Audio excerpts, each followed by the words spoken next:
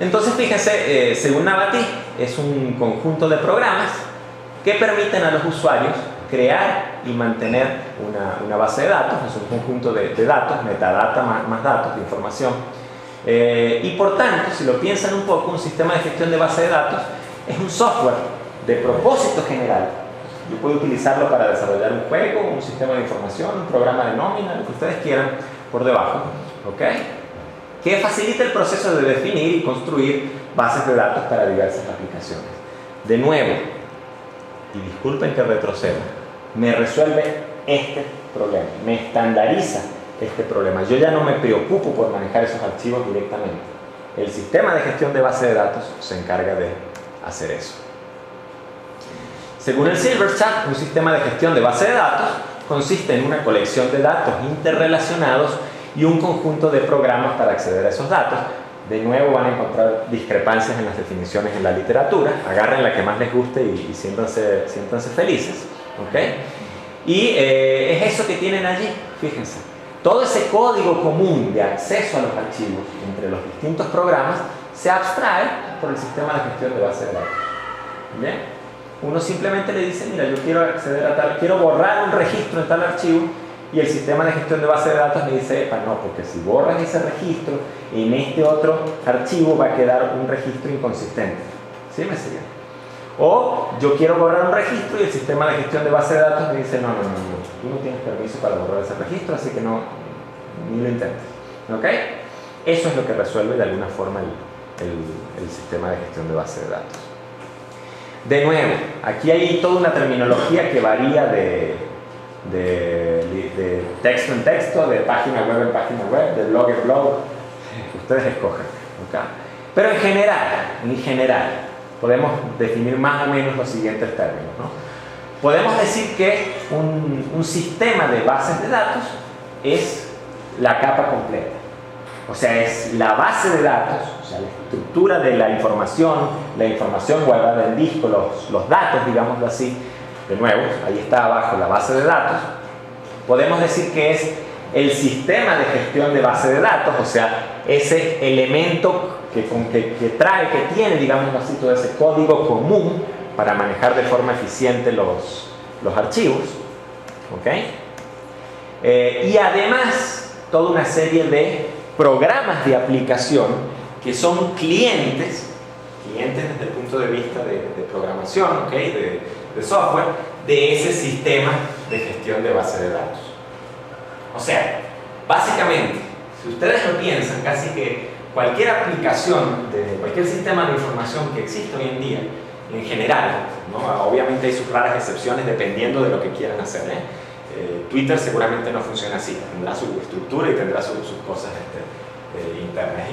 Quieren hacer un ejercicio interesante, por cierto, pónganse a calcular cuántos teras necesita Twitter para almacenar la data. Es un ejercicio interesante. Pero bueno, o sea, por ejemplo, el foro web al que ustedes se han registrado, o se deberían haber registrado ya, básicamente, ¿cómo está formado? Está formado por un programa de aplicación escrito en PHP, ¿ok? Que se llama MyDB, que es el bulletin board que hace que el foro funcione, o sea, que existe. Por un sistema de gestión de base de datos que es MySQL, ¿ok?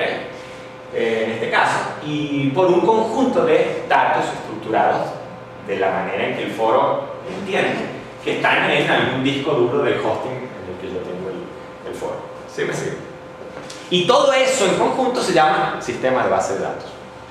Los datos se llaman base de datos, el foro es el programa de aplicación y el MySQL es el sistema de gestión de base de datos. ¿Alguna pregunta hasta los momentos? ¿No? Ojo, ¿no? Esta clase de alguna forma es para que ustedes estén ubicados, ustedes sepan dónde estamos parados. ¿Bien? Entonces nosotros vamos a utilizar un sistema de gestión de base de datos, le hace Postgres en SQL, el curso está diseñado para Postgres, pero eso no implica que no podamos usar MySQL. Y vamos básicamente a programar por encima algunos pequeños programas de aplicación para poder acceder a ese sistema de gestión de base de datos. ¿Okay? Objetivos y ventajas de un sistema de gestión de base de datos. Bueno, evidentemente independencia física. ¿Okay? Independencia física porque realmente yo no tengo ni la menor idea cuando yo uso un sistema de gestión de base de datos de cómo están organizados los archivos en disco. Eso quedó por allá, muy abajo. ¿Bien? El sistema de gestión de base de datos, él verá cómo organiza sus archivos en disco. Él verá si utiliza, por ejemplo, el sistema de archivo del sistema operativo subyacente, o sea, MySQL, para que tengan una idea. Él crea archivos en el disco, ¿okay? Y ahí guarda la información. O sea, MySQL utiliza una estructura que es más o menos, ojo, ¿no?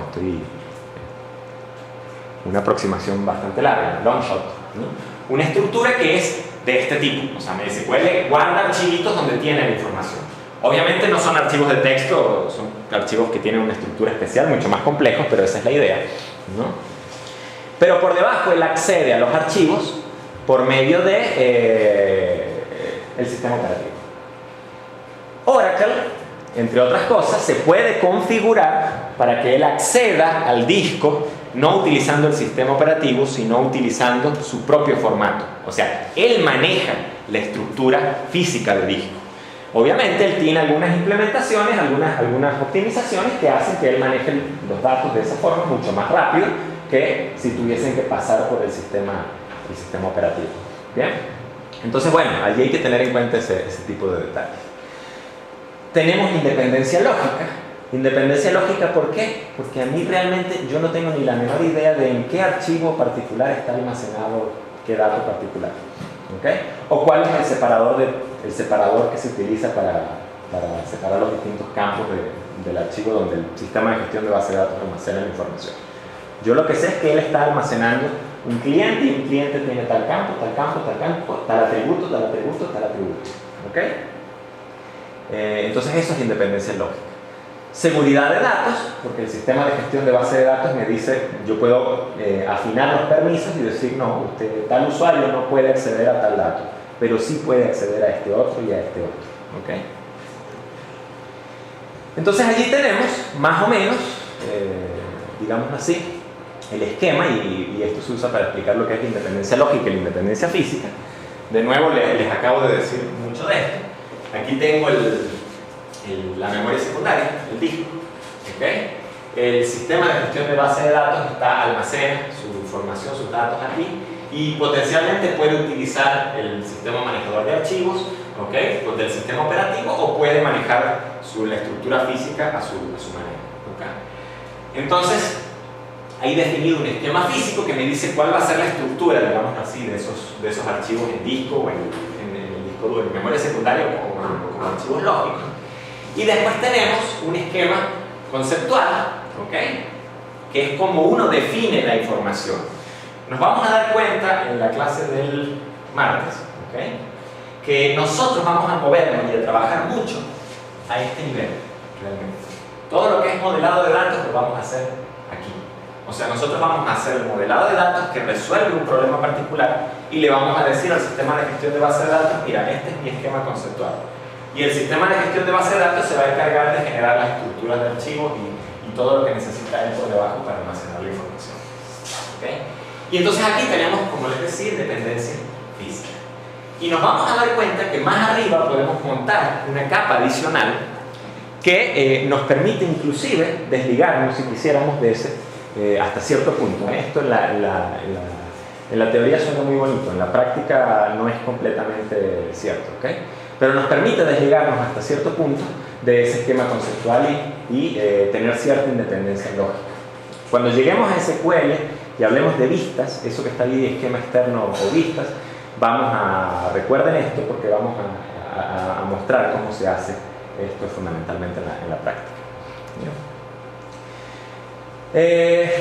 Uno de los objetivos del sistema de gestión de base de datos era, y ya van a ver por qué digo era, permitir que cualquier persona con autorización consulte los datos de la base de datos por medio de lenguajes no procedimentales. O sea, que la base de datos pudiese ser accedida por personas no especializadas en computación. Digo era porque de alguna forma esto fracasó. ¿Cuál era la idea? La idea es que se definiera la base de datos y a lo mejor un ejecutivo, y regreso para acá, ¿ok? La idea era decirle al ejecutivo, mira, los datos están estructurados de esta forma.